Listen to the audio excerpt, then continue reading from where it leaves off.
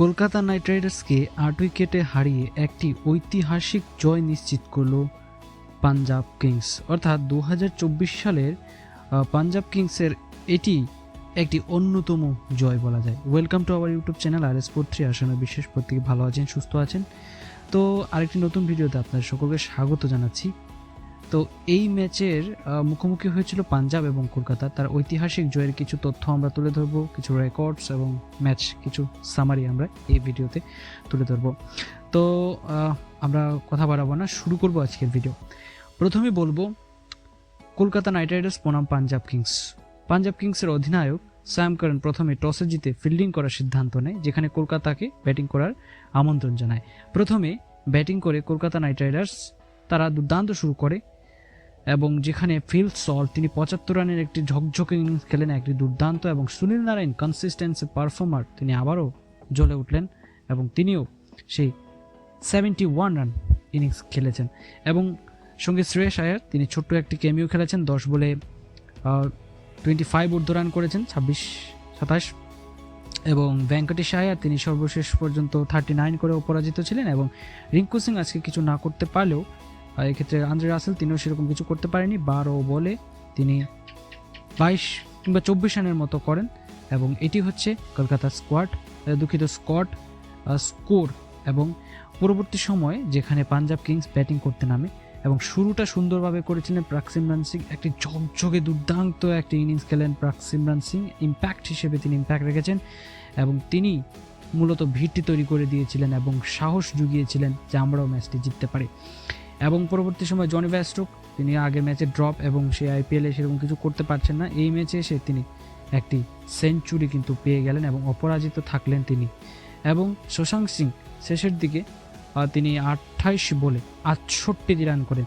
তার মধ্যে যখন প্রয়োজন ছিল 83 রান, সেখানে কিন্তু একাই 68 রান করেছেন। যখন 83 রান লাগতো তখন তিনি নেমেছিলেন, একাই 68 রান করেছেন।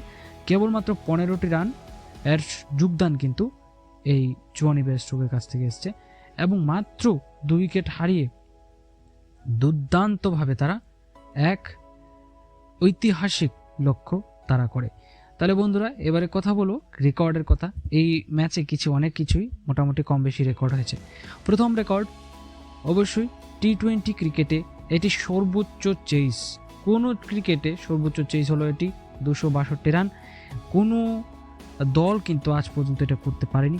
ইভেন কি এই IPL-এ তো অবশ্যই সর্বশ্রেষ্ঠ হবে। ছক্কার দিক থেকে প্রচুর ছক্কা এসছেন।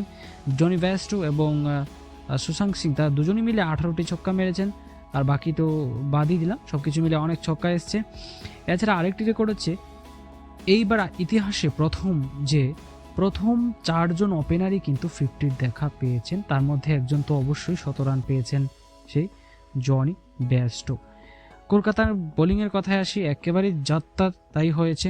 সুনীল নারায়ণ কেবলমাত্র তিনি 4 ওভারে 24 রান দিয়েছেন, আর আজকে কোনো বলার বাদ যাননি যে ছক্কা খাননি। প্রত্যেক বলারই কিন্তু ছক্কা খেয়েছেন, এমনকি সুনীল নারায়ণ তিনিও একটি ছক্কা খেয়েছেন এই 24 রানের মধ্যে।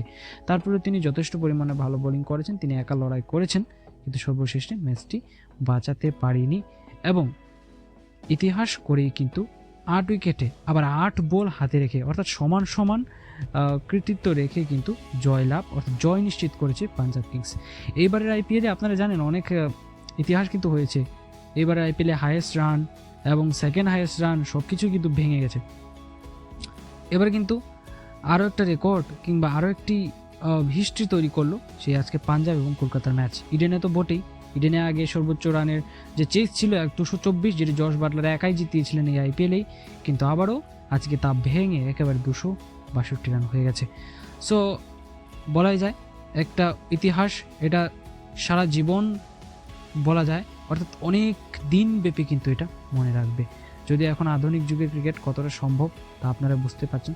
সো অবশ্যই ভিডিওটি ভালো লাগলে অবশ্যই একটি লাইক এবং কমেন্ট করে আপনার মতামত জানাতে ভুলবেন না। এই কলকাতাকে কেন্দ্র করে কার খেলা আপনার ভালো লেগেছে এবং ইতিহাসটি আপনার কাছে কীরকম লেগেছে, আগামী দিন ভাঙতে পারবে কিনা বা ভাঙা সম্ভব কিনা তাও জানাতে ভুলবেন না। তো অবশ্যই চ্যানেলে নতুন হয়ে থাকলে অবশ্যই চ্যানেলটিকে সাবস্ক্রাইব করে পাশে থাকবেন আরও নিত্য নতুন ভিডিও পেতে। ভালো থাকবেন, সুস্থ থাকবেন সবাই। আবার দেখা হচ্ছে খুব শীঘ্রই আরেকটি নতুন ভিডিওতে।